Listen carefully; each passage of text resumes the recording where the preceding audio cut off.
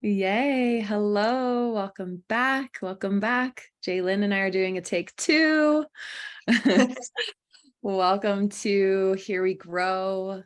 Thank you so much for returning back as a listener. And I am so excited today. I have a very special guest, my soul sister, Jaelyn. How are you? I'm so good. Thank you so much for having me. It's such an honor and a pleasure to be here and to be with your listeners. And I hope that we get a lot out of this conversation. Astrology has been a very big deep dive for me recently. So I'm super excited to just gush about it. Yes. Oh, gush away. This is going to be beautiful. Jaelyn is the founder, writer, healer of Celestial Sisters, and we'll talk a little bit more about that journey and where she's at today, how she got here, following her intuitive path. And yeah, but first, she requested that we drop in, which I just love because that's what we do here at Here We Grow. So I'm going to allow Jaelyn to guide us through some heart medicine.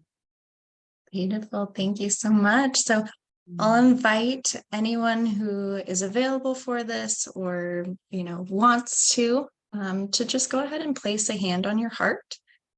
If it's accessible to you and you feel safe and comfortable, go ahead and put your feet down towards the earth, finding that connection both between your heart, your hips, and the earth herself. Taking a deep breath in, allowing that heart space to expand and soften on the release. You don't need to manipulate the breath, judge it, criticize it. Just go with the flow that is being invited this moment. Breathing all the way in and exhaling to release, land into this moment. Allow that whatever information wants to be received today be received in the highest and best possible way. As we open our hearts, we soften any rigidities, any blocks, any stagnancies, anything that's misaligned with our highest truth. And through that process of opening and softening, we allow ourselves to receive what's in our highest and best today. And like I like to say, take the best and leave the rest. So know that you will recall, you will process and integrate anything that is meant for you today, and the rest will just flow on. We'll take one more deep breath together. And easing into this conversation. Thank you all. Thank you, Nikki. Thank you, thank you, thank you. It never fails that when I take a deep breath and ground in, cacao does the same, my dog. It's so cute. I love it. She's just right by my feet, and she does it at night when we lay in bed, and I'll take some deep breaths to kind of settle into my bedtime routine and space, and she's like, oh, okay, mom. So she's here with us. Awesome. You're a little familiar. Yeah. I love it. I was thinking back to how we met, and it was at the dog park here in Steamboat. And I think I was wearing Icelandic tights. Yeah. And you were like, oh, I know them. Let's talk about them. And it just immediately felt like this sister bond. Like we had known each other for so long. And yeah, I love that moment. And Thinking back on my that. dog was super confused because my dog's name is Gaia and you were calling for Kaya. Yes. And it was just this silly kismet moment where the universe just drew us together. I think you were super new to Steamboat. And it just blossomed from there. So now here we are, what, 3, 4, 5 years later? I don't know. This will be my 6th. Yeah, going into my 6th. And I was brand new. I remember it was like a few months in, and it was like early winter, and yeah, Yeah, so cool to look back on that. And then you ended up moving to California, or you kind of had a few steps in between that, I know, but Yeah. I actually was in Salt Lake City for 9 months, a gestation period to kind of send me on my way to California. And yeah, I have just always listened to my intuition. And it has just guided me to some really magical places. I live in Northern California now. My practice is flourishing and I'm diving deeper into astrology. So, yeah, just a lot of series of blessed events. mm, intuitive guidance. What a concept, right? Imagine if we were taught that from a young age, and intuitive eating, intuitive living, intuitive listening. I love this concept of intuition, and we can dive into that as much as we feel called. And I do want to hear you mentioned that Celestial Sisters is 7 years old. Yeah, it feels Wow. like a magic number. Yes. It's been such a journey. And yeah, it feels like I am starting to hit my stride with it, which feels great. And they say it takes like 3 years for something to, really hit the stride. And I'm a little bit of a late bloomer, but again, it's been this beautiful lesson in trusting my process and trusting that everything truly is in divine and perfect timing, even if, our ego or our human self is like, wait, I want it to happen faster. I want it to happen sooner. I'm behind.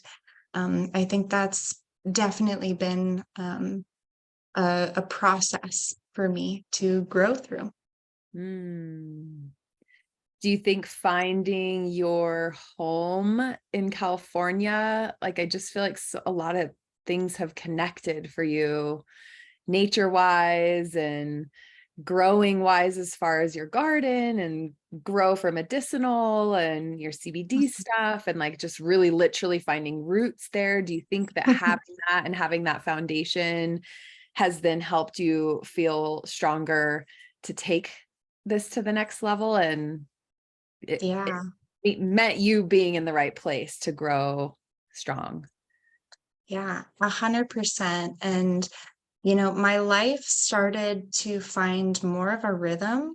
Get this, when I started listening to the rhythms of the earth, and I got really familiar with her and her cycles. I have a deep, deep, deep connection with Mama Gaia. And she just feels so nurturing and so loving for me, and just really learning her cycles and learning her processes and syncing my body. My body is literally synced with her and her natural rhythms. In the summer, we're really out there, we're working really hard, we work until sunset. For background for your listeners, my partner and I have a hemp company. It's called Von Kui Family Farms, where we grow organic, high vibe, seed to sale CBD.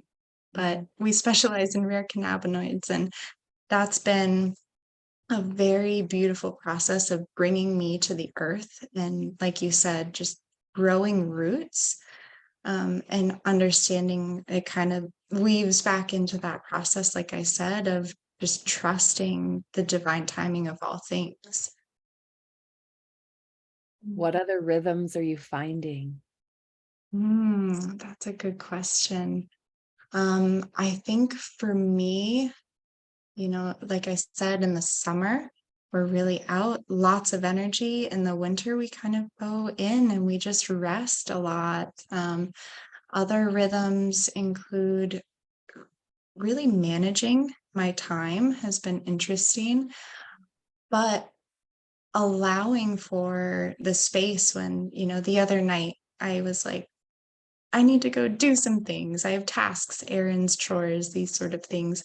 And I just found myself in our garden, and I just sat with the plants and just took pictures and, smelled the flowers, and truly she just invited me to sit with her. And I didn't have to go do anything, and it actually just flowed really beautifully, because then I gathered some ingredients for dinner, and then I just took my time preparing our meal. And there's so much I could elaborate on there, but yeah, truly it has changed my life, really listening to the cycles, and then weaving that in with astrological cycles has given so much permission to me in my life of, okay, this is why it feels a little restrained right now. This is why I feel like I am invited to create more discipline, or maybe this is why these sort of things are coming up in my life. And that's also been very affirming, and just permission giving. Do you think these rhythms match your intuition and that's helping you find that and connect to that deeper, like in a moment where you listen to her and say, I'm actually going to lay in the garden and find my medicine here instead of rushing around to these errands that can wait? Is that lighting up your intuitive voice and then giving you confirmation that you know, did the quote unquote right thing? Yeah, absolutely. Absolutely. Because I think when we give ourselves enough time to listen to the mother, right? She's trying to mother us, she's trying to nurture us. And Mm. whether that's, slowing down and just sitting with her plants, maybe just taking a moment, taking a couple deep breaths and noticing, oh, I smell that first hint of fall, right? I have such a cognizant um, remembrance of that moment, even just last year. And it is profound. Mm. In beginning to listen to these rhythms, especially when it comes to rest, what was your experience? Hmm. I think my experience with rest was, and I'm going to take maybe a side route to answer that question, because this is what's coming forward, that I've been doing a lot of inner work around not having to struggle to succeed. Mm. Releasing those old patterns, those old beliefs of I have to prove myself in order to be worthy, whether that's love or money or success or whatever. I have a Capricorn moon, so there's a very deeply ambitious, success driven person within me emotionally. And yet, when I give myself that permission to rest and give myself that space, I actually can recognize I'm able to show up better when I rest. Because again, like, the grounding meditation that I brought in to start our session today, was open, soften, and receive. Because if you open up your time schedule, you open up your heart, you open up your throat, and you speak your truth, right? Think about whatever open means to you in that moment. You allow yourself to soften. And that's when you can start to receive your intuition. That's when things start speaking to you, right?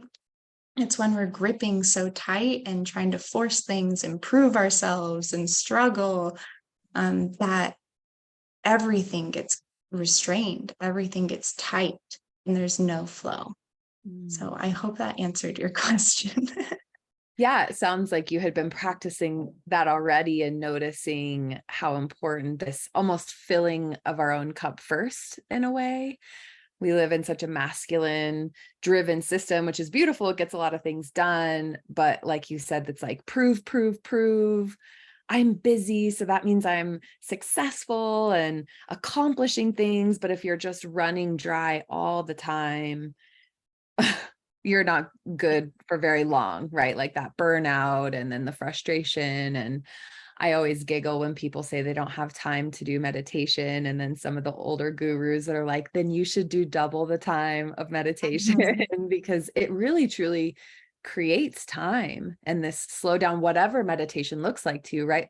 Laying in the garden, hands in dirt, nose and smell lit up, Mhm. that's meditation, right?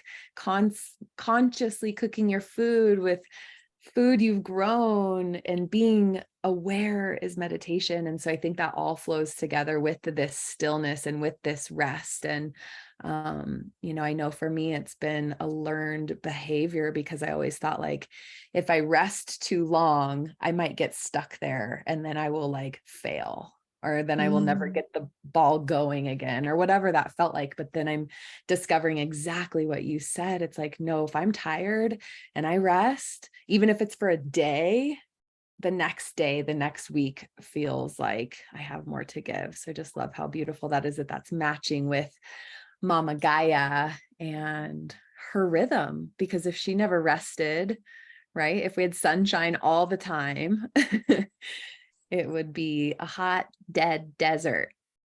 Yeah, 100%. I love that you brought that in because, the plants need their sleep too, Yeah. right? If you keep the lights on a plant, it's gonna wither because it cannot receive. Once it's hit its maximum for the Mm, day, right? We all have a capacity.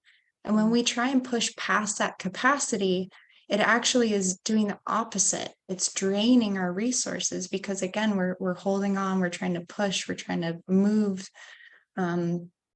just take all this resistance and then nothing can come back in, nothing gets replenished. And it's such a beautiful practice to really start listening to nature in that way because she goes dormant for months, right? And it's beautiful and we honor it and we don't judge it. We don't tell her to hurry up. We don't tell her to, you mm, know, get a move on. The buds know when it is time to blossom and mm. only they do. It's nobody else's timeline. Yeah. I did notice that a lot this year too, just looking at the trees that look dead, right? Like if you walked into this scene not knowing, you'd be like, oh God, everything is dead, Mhm. but it's dormant. And there's such a difference. And how beautiful that we get to go there and that we have that opportunity.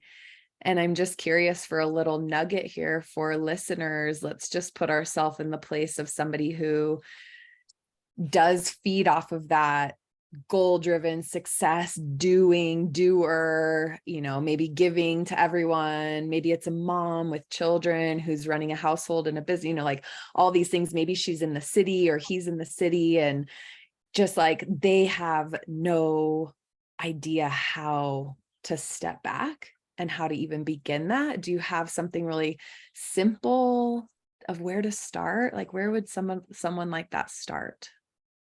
Yeah, well, where my mind goes is first identify your why. Mm, Why are you always busy? Why are you always running? Because again, if it boils down to, and this takes radical honesty, right? If it boils down to, it's because I want to prove myself, mm, right? Or it's because I can't sit still long enough to be with my thoughts. There's work to do there. And if your why is because I want to create the best life possible for my children, for my family, for the world, right? I want to be so deeply in service. And right now, I feel that call to be that busy. You might just be in a summer season of your life, right? And just to honor that and not judge it. And I think something that our society just continues to butt up against is this critical self-judgment of, if I'm not doing enough, that means that I'm lazy, right? But if I'm doing too little, that means, whatever it means for you, right? mm, It's this ongoing self-criticism. And really where I think we need to start is to come into self-honesty mm, and recognize and acknowledge, why am I behaving this way? Is it mm, because I truly have the energy and desire to do this? Or am I trying to prove something? Am I shoving my shadow deeper down into my psyche because my shadow is that I'm lazy, or my shadow is that I'm selfish, or my shadow is whatever it might be, stupid, um, angry, whatever the negative words are that mm, we shove into our shadow? If we haven't dealt with that, then that's a lot of times where we experience burnout and resentment, because resentment is us not holding our own boundaries. Mm. And that's not always the case. I'm not just claiming that there are some times where people are holding on to resentment for very important things, right? Things that are upsetting and infuriating, even. And yet, when it comes down to our day to day interactions, if we're noticing something such as resentment bubbling up, it's because we haven't honored our needs. We haven't honored that space and time to open, soften, receive, to receive the intuition or receive the support, maybe receive the help, the guidance. Man, awareness, self-reflection, so big. And it seems like this busyness is a numbing tool, it's an avoiding tool. And so I love that. Just why are you pushing yourself to be so busy? Beautiful. And it seems as though the majority of your work is about self-reflection. It is about that inner work. It is about going within and peeking at the shadows and shining light where you can, and then building these tools around it to get deeper and deeper, because shadow's scary, right? Very, very. And yeah, 100% my work. I would not be where I am today without radical self honesty. And it's been hard. I'm not going to say that my journey has been easy. For those of you that know astrology, I have 17 squares in my chart. That's a lot. That's a lot. I have had a lot of challenge, a lot of growth in my life. And I wouldn't be where I am if I wasn't willing to be honest with myself. And again, there's a balancing act. You got to be honest, but you can't go into the realm of self-criticism and even self-hatred and loathing, because again, that's repressing and shoving things down into your shadow, which is going to continue to express itself because it needs love. Oh yeah. Mhm. I really love that you brought balance into that, because it's like awareness, but then not shaming ourselves for it, but then going back into it to heal it, and then being more honest, and then more compassion. And it's like our little tinctures, right? You're just constantly adding a little bit of this and a little bit of that, depending on where you're at in the journey. And do you have a example that you're open to sharing where you got really it's radically self? Yeah, What do you call it? honesty. Yeah, that's so powerful. Radical self-honesty. Yeah, absolutely. I'm an open book. I'm transparent. I think, the most prevalent example for me was um, recently coming up against that wound around having to struggle to succeed or struggle to push myself. I had a really profound moment in one of my theta healing training courses. I think it was 2017 or 18. And what had happened was we were basically, to give your listeners some background, theta healing is an energy healing modality that utilizes the theta brainwave to access the subconscious mind. So, Nikki, you and I have done some theta healing work. You can attest to it's really powerful what kind of beliefs and programs get locked into our subconscious mind. And that's where we're projecting our reality out of, right? So, theta healing is a marriage between neuroscience, the actual neuroscience, the neural pathways that exist through programming, and spirituality, right? Connecting to the divine and whatever name you want to call it, whatever way you want to honor it. Um, so I was in this class and we were discussing like manifestation and how we wanted to manifest our life, what we wanted to get out of our life. And it was the digging work. So the digging work is the hard line of questioning. the really deep, honest, and sometimes brutal questions that we have to take honesty into. And I remember I was getting really triggered. I had this beautiful life. I was like, I can see it, I can see it. And at that moment, I just burst into tears. And my facilitator was saying, okay, so what's coming up? And I said, the person in this vision is not the partner that I have right now. And it was a heartbreaking realization. And it opened, that was my biggest opening to self-honesty. I think that's where this really began for me, was getting honest in the fact that this is not my person, because I can see very clearly what spirit is showing me for my life. And yet that's not who is in my realm right now.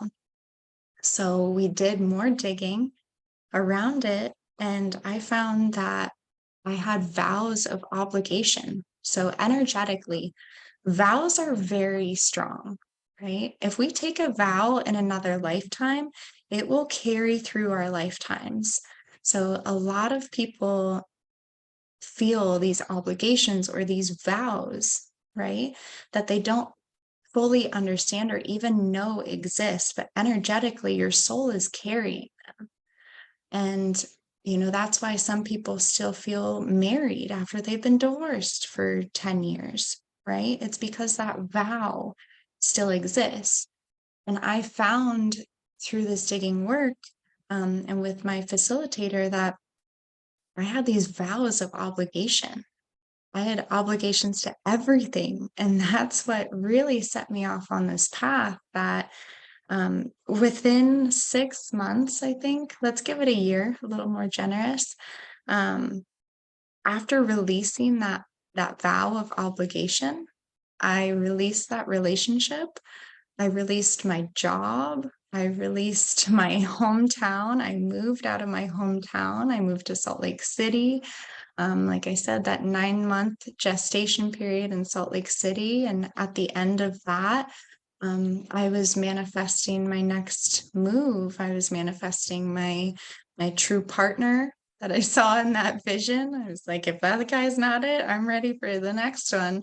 Um, and it turned out that, yeah, that intuition just led me all the way here. And that was actually kind of what just resurfaced for me recently, was within that same time frame.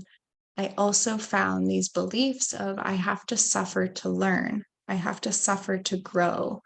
I have to suffer to succeed. And those were all very old vows that still existed in my soul. And so if we think about, I truly wholeheartedly believe in reincarnation and past lives. I think that we can choose when we incarnate, and we choose our lessons and our blessings that we come in for.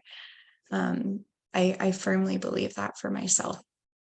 And it's just been a big, big process of understanding that, okay, those things are ready to be released. That's baggage that's been keeping me small and hostage for a long time. So I actually just, within the last couple of weeks, had another session to once again clear out that belief. I have to suffer to learn. I have to suffer to grow, and replace it with, I know how, I know it's possible, and I know what it feels like to learn and grow through ease and grace.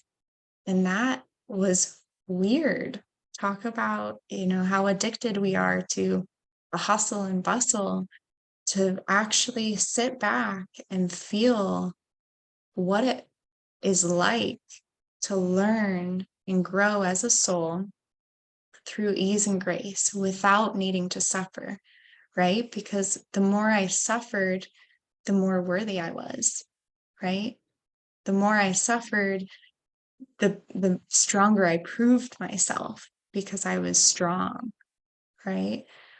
And now I'm in this process of my life where I am ready to release the suffering. I can keep learning. I can keep growing. My growth is not going to stop. As long as I'm in a human body, I am still learning and growing every day. And yet, there has been so much spaciousness created through that. I really truly hope that message lands with somebody else today.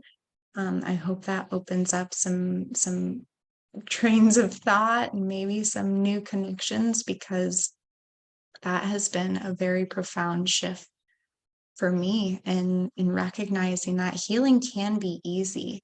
I'm a healer. My process, my dharma, my dedication, is holding people in their deepest, darkest wounds, is to create space and safety for people to acknowledge that. And so I'm no stranger to darkness. I'm no stranger to shadow. And yet, through the theta healing process itself, I tell people, or I've had clients tell me rather, that, I have one client and he says, I've done really intense healing modalities like ayahuasca. He's done over 20 ayahuasca ceremonies, peyote, everything, like very deep trauma. And he told me, he said, Jaelyn, I didn't think possibly there was any way that healing could be so easy and so gentle and yet so effective until I found theta healing. And this is a person whose entire journey, he's still on his healing journey, but for him to say that really speaks to the power of that self-honesty. When you have a guide and a space that's being held for you, that you can feel safe to be that honest with yourself, it really can actually be easy after that. The hard part is getting to that moment of honesty. The hard part is all of the blocks and the ego. I like to say the mighty mouse that comes up with his tiny shield and tiny sword and is like, you are not touching my wound. You are not getting anywhere close to this deep, dark wound. I'm going to protect it tooth and nail. And once you calm and regulate your nervous system, once you create that container of safety, whether it's with a practitioner or through therapy practices, whatever works for you, once you can allow yourself to feel safe, then you can get into that radical self-honesty. That's the hard part. That's the hard part of healing, is getting to that point of looking at everything you don't want to look at and being like, okay, this has got to change. But then it gets to be easy from that point on. Wow. Just paints such a powerful picture of getting into that wound, and it's like ripping that bandage off that's been there for a really long time, your mighty mouse shield that's like, no, I've done my best to protect this my whole life. I can't go back into that because I'm opening that wound back up. But what we don't realize is that it hasn't fully healed, right? And that's why Exactly. things are still triggering us. And radical self-honesty feels so powerful because, just like your example, you discovered one piece of it that was really tender, and then it opened this whole door to all the other things that weren't in alignment. So it was this beautiful opening. And then, yeah, to heal, we must surrender, because you don't keep picking at the scab or yelling at it to heal, or you have to really just be patient with it and soft and tender. And that feels like that healing process. It's really, really incredible work, because then all of a sudden you're actually healed in that way. And then it might open more like this journey that we're talking about, because it's a journey for life and it's stronger, right? Like that healed place is stronger. So you're a little less tender there, and then you can go on to the next tender piece, and then you can go to the next space and use your tools in that way. And I love that you bring up practitioners in whatever modality works, because there's so many. And I, in my journey, have really been open to trying so many modalities. And I feel like that's the beauty of connecting with people like you. And, I've tried regular therapy, and I've tried, I do a lot of meditation stuff, and this theta piece, which, just for our listeners, theta is not quite the like sleep brainwave, right? It's kind of in between that, when we're in that not totally awake, but not totally asleep. Is that right? Like that meditative state, a subconscious. Yeah. Yeah. It's the second deepest brainwave that we have. It is found in deep sleep or hypnosis, but you can also access it through deep meditation. So it's when your subconscious mind is pulled forward. Mm. So I like to describe it as, I know I'm in theta when your eyes are fluttering a little bit, and that it feels like your conscious awareness is actually in the back of your brain. Like you're just kind of hanging out in the back, and you're allowing your intuition, your pineal gland, right? Your third eye, that's what's active. That's what's showing you this new information that wants to come forward out of your subconscious. And so when you're talking about your particular client that felt this ease, that's the state he found himself in, and that's where it felt easeful to start to heal. Yeah, absolutely. And basically, through the theta healing process, right? I do the series of digging work. Again, that's the hard part. That's where our mighty mouse comes in and is like, I really don't want you to touch this. And I know that we're getting close to what's called the key core wound when we start saying, I don't know, to every question, right? That's our little flag that our mighty mouse is guarding that door. Um, and once we access that, then we get to look at, okay, so there's usually a deeply emotional response when we hit what's called the key core belief. So, for example, my key core belief was, I have to suffer to learn, right? We'll use that one. I've done a lot of theta healing work on myself over the years, but we'll use that example. I have to suffer to learn, right? You'll receive actual physiological somatic response from your body, whether you start to feel queasy or you start sweating, maybe you start crying, maybe you start feeling angry and defensive, or maybe you just start, I can notice like my clients start wiggling and they like start getting agitated in their body. It's because we're accessing something that your subconscious mind has spent an incredible amount of energy protecting. And then once we access that, we go into the theta state. We go up to creator, source, God, whatever name works and resonates best with you, to create and facilitate the healing. And every time, 10 out of 10 times, when I bring my client back up out of the theta state, when our healing process has been complete, they all say across the board, I feel so peaceful. I feel so relaxed. I feel so tranquil, right? They use words like that, and that is the theta state. And so that's what he was referring to, that state continues to carry forward. So you can notice that I don't have a problem saying my old belief, right? Of I had to suffer to learn. That doesn't trigger me anymore. So when you're faced with these methods and these parts of you that used to feel really triggering, like, maybe it's that one word or that one belief, right? That you can't even touch because it's like, oh, I just burst into tears. That's, I think, what he's referring to, is that when I think of those triggers, I just have a sense of acceptance and peace. Mm. You've rewired in a way to now have this trigger be connected to a more peaceful state, instead of the trigger being the mighty mouse in the wound. Yeah, So exactly. because that programming is going to keep coming up usually. It's not Yeah, necessarily going to keep going away. It's not going to go away. It's yeah, how we yeah, react and respond to it and how it yeah. feels. And we get to change the program, right?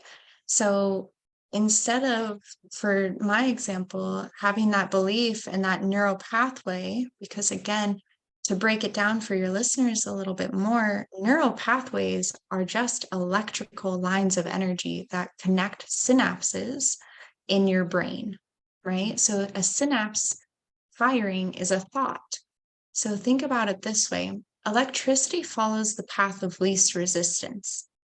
So, say you are primarily in a theta state, actually from 0 to 7.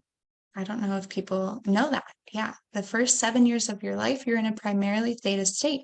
That's why all of this stuff is getting programmed into your subconscious mind, right? That's why it's really important. And a lot of us have childhood programming and wounding. So when we recognize that thoughts are electricity, electricity follows the path of least resistance. When we first have that situation that we feel a huge emotional response to, right? Um, then that's what creates that synapse, which gets strengthened with stimuli, right? And then the stronger, think of it as like an inner state, right?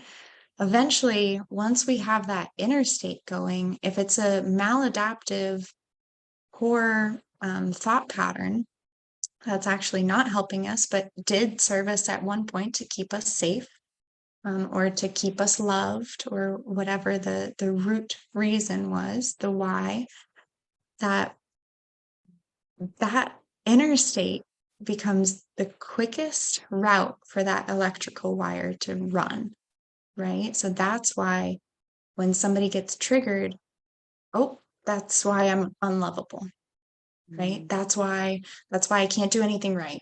Well, if I prove myself, then I'll be worthy of love. So I'm going to try harder, right? To be worthy.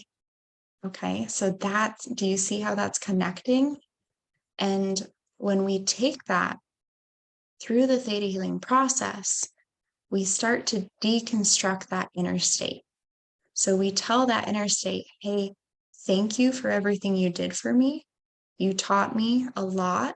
You saved me a lot. And yet I can do better now. I can love myself better. I can choose differently. I know that I can actually learn and grow through ease and grace, not through suffering, right? Because suffering once served me, but now it doesn't anymore. Ease and grace will serve me better for where I'm going. So I deconstruct that inner state. I put a big roadblock there, and we start forming that footpath, right? And that footpath eventually turns into a road, which turns into a highway, right? And then the electricity is following that pathway instead of the old, crumbly, dangerous interstate that once was. Mm. Wow. Really cool to have that metaphor, to picture that. Like, hold on, this highway we've been going on 80 miles an hour on this same highway for this long. And even though it's sort of painful and it's maybe like, what's the big 101 in LA and it's crowded and whatever, like it's time for an exit ramp and a new way. And that, Right, the scenic route. yeah, the scenic route. And that might be scary because it's unknown. But then all of a Exactly. sudden we start connecting these feelings with it and these new beliefs with it. And I really love the idea of thanking that road. It got me where I am. It kept me safe in certain ways. Yeah, really beautiful analogy. So these practices are the Celestial Sisters workshops and trainings and one-on-ones. This is the work of that program that you've been developing for 7 years.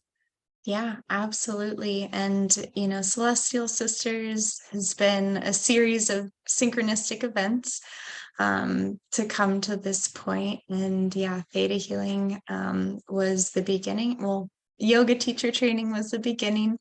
then theta healing through a series of very kismet and lovely events. Again, following my intuition, I was at a music festival and I just felt this huge call. I was like, I need to go to this workshop. Will everybody come with me? Nobody would come with me. I said, I have to go. I don't know why. I met my teacher there, who then invited me to her yoga teacher training. I went through my yoga teacher training. At the very last day, on our very last module, I was in the theta state. I didn't realize it. I didn't even know what theta was. We were in a very, very deep meditation, and my guides came forward and they said, we're ready to deliver you your next step. And I was just, it floored me because it actually sounded like somebody was in the room with me in my head. It was so clear. And I kind of giggled and I was like, okay, like, let's just play with this, right? And I felt like this warm sensation come over my body. And they said, we would like you to take theta healing. We would like you to learn theta healing. And I didn't know what that was. They said, Julie is your teacher. And just as I was in this deep meditative state, I wanted to ask all these questions. I was like, I know this is my guides now. This is crazy. I've never had an experience like this before. And just as I felt them leave the room, quote unquote, the meditation bell rang, like at the exact moment, and I just came out full tears. And the next process, we were doing this activity and we weren't supposed to speak, but we were doing eye gazing with the other women in our course. And she just goes, I see Archangel Michael over your left shoulder. And again, just burst into tears. She said, they want you to take my class. Oh my God. It's one of the most insane circumstances of my life. And I was speechless. I just nodded and said, I think you're right. And then from there, I have been on this journey, right? Like I said, I went into that secondary. I've been through 3 theta healing courses now. I'm a master theta healer. And then it sent me to Salt Lake City, where I led cacao circles and taught yoga, started doing intuitive readings. And then it moved me out to California, where I've been leading women's circles and cacao ceremonies, co-facilitating retreats, and doing lots of one-on-one work. And as of recently, I started my Mystic Astrology apprenticeship program, and I will be a certified Mystic Astrologer through the company Rising Woman, actually at the end of this month. And so that has just developed and expanded upon my theta healing practice, just really getting so much clarity and validation through the astrological patterns that we all carry in this lifetime, and taking those, right, those pieces, because we all have hard aspects in our chart, we all have easeful aspects in our chart, but learning that and taking that into the theta healing process has been incredible results, because our birth chart, it has different octaves. And so through the theta healing program and process, we can elevate and raise those frequencies and the octaves of our birth chart so we can live a more fulfilling reality, a more fulfilling life that we were ultimately born to live, right? We were not here to suffer. Maybe that's part of our journey. And yet, at the end of the day, the birth chart shows the map of our soul. I really believe it's the cosmic fingerprint that we took when we incarnated. It was how the planets were interacting, how they were behaving, how they were influenced at the moment that we decided to take our first breath in this lifetime.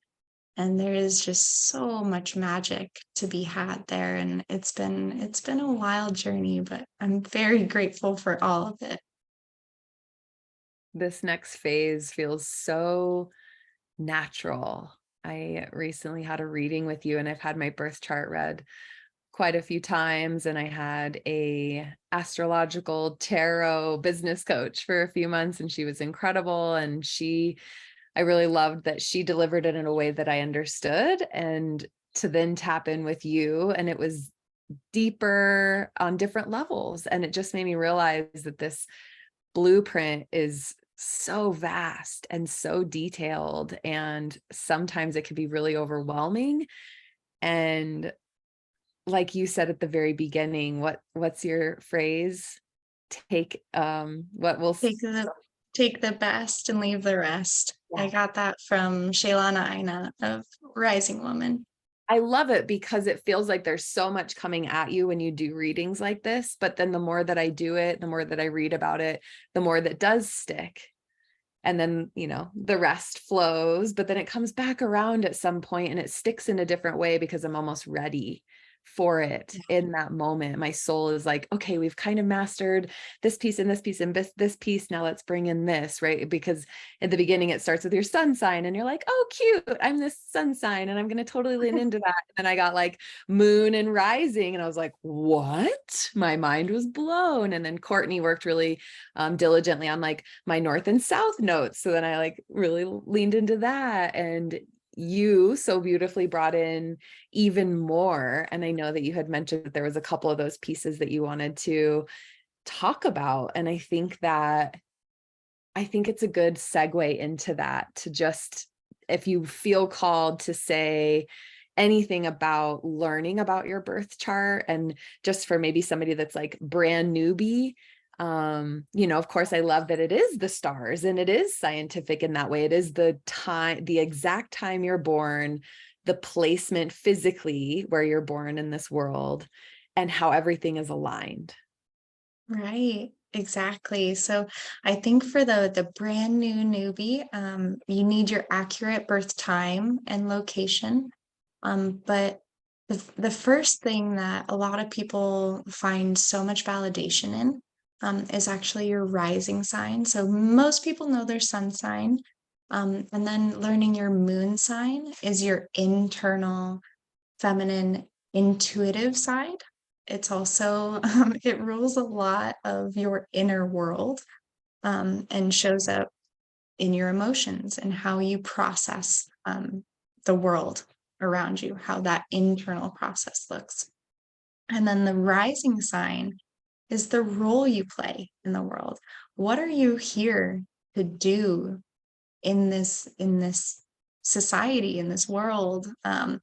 It's not necessarily connected to your purpose, but it's who you are when you walk into a room. Like, it's basically your aura. And so your rising sign has this beautiful flavor to the type of person you're here to behave as, right? For me, I'm a Cancer rising. I'm here to nurture people. The first thing that people say is like, I feel like I can trust you. I feel like you can just nurture me and mother me. Someone with an Aries rising is going to be a fire starter. They're going to be a pioneer in this life. They're going to go make things happen, right? Somebody with a Leo rising, they need to shine their light. They need to perform. They need to express themselves authentically, right? So look at your rising sign, do a little bit of research on what that means for you. And then to go a little bit deeper there, there's a few different parts of your chart that really indicate how you are ready to grow in this life. And for example, your midheaven placement, or your MC, it shows your dharma or your life purpose, what's going to give you the ultimate joy and fulfillment. Your north and south nodes, as you mentioned, Nikki, your south node is the past life, or the past energy that you're coming into this lifetime with. Ultimately, like your natural gifts and your comfort zone. And yet, it is also what we're here to release, right? And that could include some pieces of our shadow. So if we want to tie back in that piece of radical self-honesty, look at your south node, understand what the shadow quality of your south node is. It might be something you totally deny about yourself. It might be something that you feel really triggered by, right? If your south node is in, say, Capricorn, right? It might be bossy, right? And you hate that word. You never want to boss anybody around, right? But what's the light of that word? Well, ambitious, right? Successful. So there's a little bit to work with the south node. The north node is where we're here to grow and to become. It's who we took this lifetime to ultimately blossom into. And it's the complete opposite of our south node. So we're here for the complete opposite experience. For me and my chart, I have a south node in Aries and I have a north node in Libra. For me, I am here, my shadow, I'll out it on the pod, is that word selfish. Like, it really scares me. It's my trigger word. It's my shadow word. As I've worked through this process, I wouldn't be saying it out loud on a podcast if I haven't worked with it.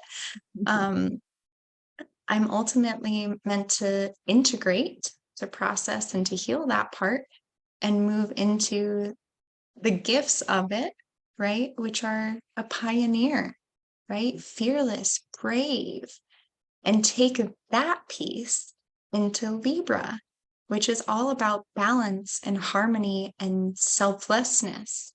It's all about others, and being in right relationship.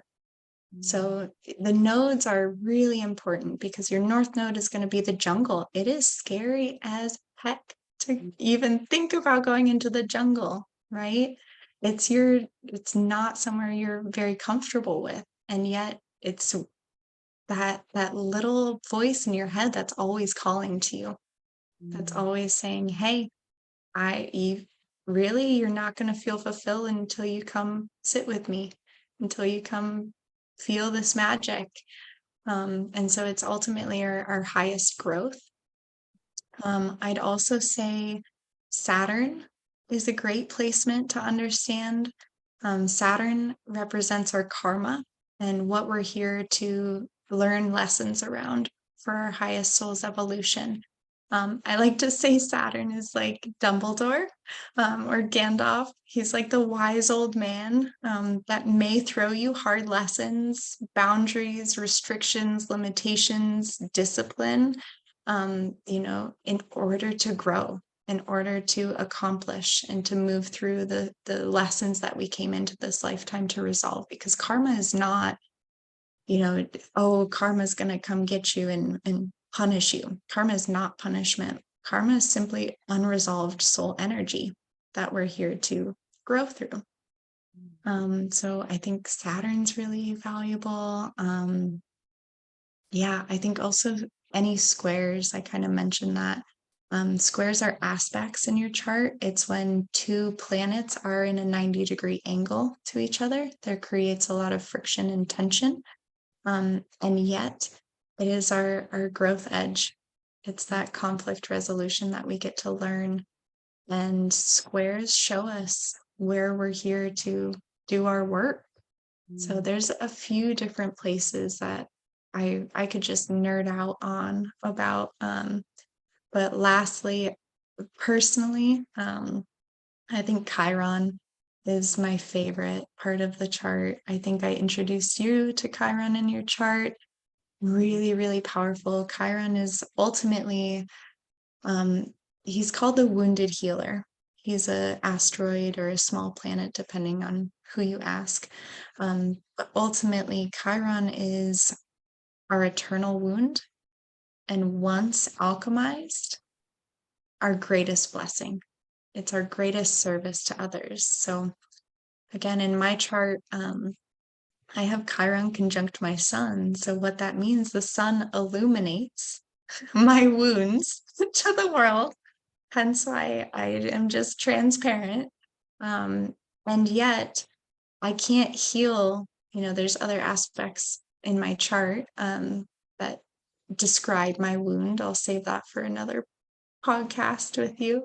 But ultimately, what I have found myself doing to heal myself is healing everybody else in the world, right?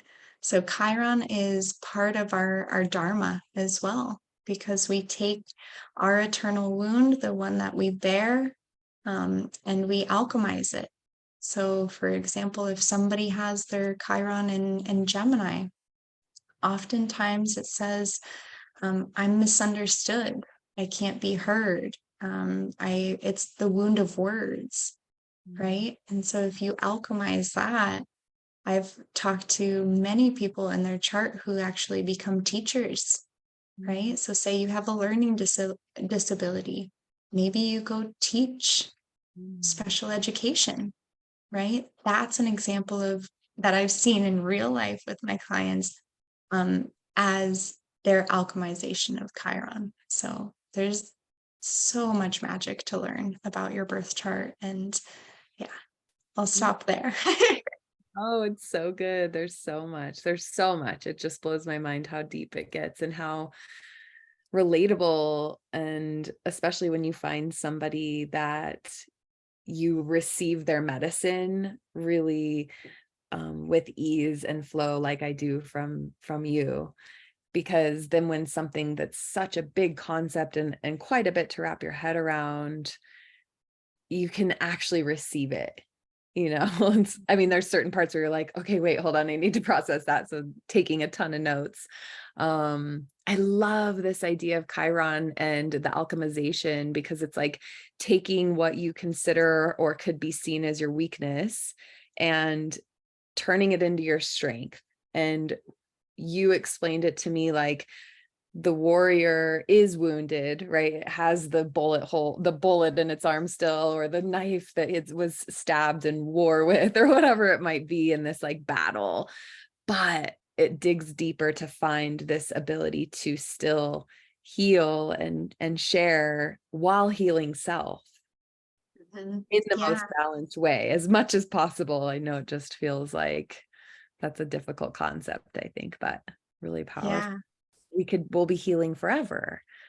absolutely. And that's the medicine of Chiron. Is Chiron was a healer to begin with, and he was caught in the crossfire. So the myth of Chiron is he was a centaur, he was a healer, and he was immortal, and he was shot with a poisoned arrow while he was trying to do his work. And so he lives the rest of eternity with this wound that he himself cannot heal from.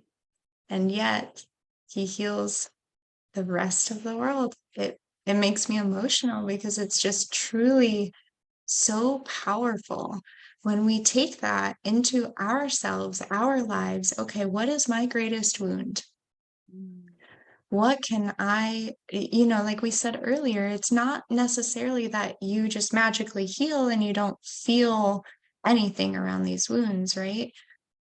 It just is the sense of purpose that you get out of it, because you now recognize I have this opportunity, because I'm so attuned to this wound, to this pain point in myself, that I am so attuned that I can heal it in others.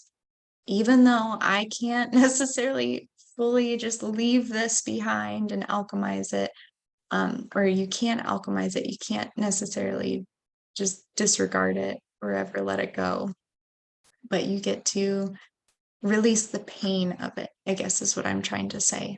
Like we said earlier about that client interaction. He doesn't feel the pain of that wound anymore. And yet that still happened. Those things very much are still valid. They still happen to him. He has not forgotten. And yet he doesn't need to feel the pain of them anymore. And he uses that in great service to the world. Mm-hmm. And even us doing our own healing starts to heal the planet, right? Like leaning into these shadows, leaning into the work. understanding our birth chart, understanding our path and our purpose and our dharma and where we're here to be of service. And we're not good service to anyone if we are lost and confused and on the grind and burnt out and constantly pushing and shoving our way forward out of fear and numbing and avoiding and suppressing. So I love, it's almost like just turn around for a minute and face this a new way and recognize how much is available to us when we just really face it and face it through these modalities that are soft and that are kind, that are difficult, but they're here to serve that purpose. And I'm so honored and grateful that this is the work that you have been guided. And obviously it's a very deep wisdom and gift. And for you to be doing your own work ultimately will help heal others. You being at this festival, you listening to your guides, you having the teacher, you being the teacher, you being a lifelong learner, like all of the pieces in between. So just thank you for honoring that and being your most true, authentic self, because that's where you shine. It's truly where you shine. Thank you, Nikki. I received that full-heartedly, and I thank you for seeing me. Thank you. You. And if anyone wants to work with you, any combination of theta healing, of birth chart, of whatever they feel called to, do a lot of people come to you knowing what they need? Where does that begin usually in the client process? Yeah, that's a great question. A lot of people feel nervous about theta healing, right? They come to me when they're very vulnerable in that space. So if that feels a little too scary, to really go in and face that stuff, a lot of people like to work with me through intuitive readings, where I specialize in relationships, soulmate readings. I also do some mediumship, um, channeling your guides, and basically what needs to be heard.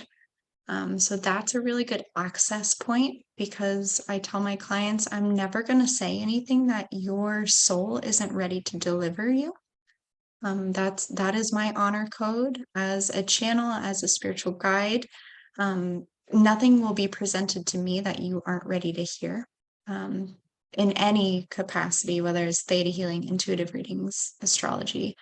But yeah, I'd say that intuitive readings are very accessible. And then the birth chart is pretty intimate as well. We can go as deep or with any intention as you have, but that is just so wildly affirming, and validating for people. They feel really seen after that. And like I said, I'm looking at your soul. I'm looking at the soul's journey through this lifetime, and helping you discover yourself. So that is a really profound way, especially if you're feeling stuck in any way. If you're feeling unclear about something, or if you're curious even about the timing of your life, say you're trying to have a baby, or you're wondering if it's the right time to start a new business, astrology has really, really great invitations, for different areas of growth in your life and the correct and divine timing. And then also theta healing. Theta healing is the deep work, but the such rewarding work. So that is accessible to people. And then I also work, with women's groups, cacao ceremonies, retreats. There's a lot of different capacities, to work with me. And yeah, I'm here for it all. And if you just want to read my blog, you can go to, celestial-sisters.com, or you can, connect with me on Instagram, which is celestial_sisters. I will link both of those in the show notes because that makes it easy. Thank you. Yeah, find this layering of offerings to be really inviting and really welcoming. And that's where I began, and it just keeps growing from there. And I think it's important to share with people that you don't have to do the deep dive straight away. You don't have to go into the deepest, darkest shadow and the most gnarly wound straight away, right? We can start Right. on the surface and work in and be gentle with it, because I like that that is your basis, that this can be quote unquote easy or easeful or peaceful as much as you want it to be, even though it will be emotional and hard work, big payoff, and each layer just brings out a whole new vibration in life. And like you're talking about, these energy connections in the mind and the body, and you just really start to come to life when you do the work. And I know even from, I think our first session was around 5 years ago, right after we first met, and just seeing your growth through that and your poise through that and your confidence through that, and that you're continuing to do the work and do the workshops and be working with your own teachers and get these certifications. Like it shows, and it's really powerful, and I'm excited to see where you grow from here and all the abundance that awaits. Thank you, Nikki. It's such an honor and a privilege and a blessing to be a channel for this work, and to help guide people. I have come to the realization that my dharma is leading others to their dharma, because it takes us all. We got to turn this boat around. Yeah. It's taking water.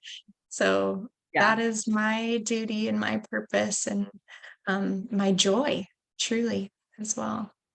Yes. Yes. I love it.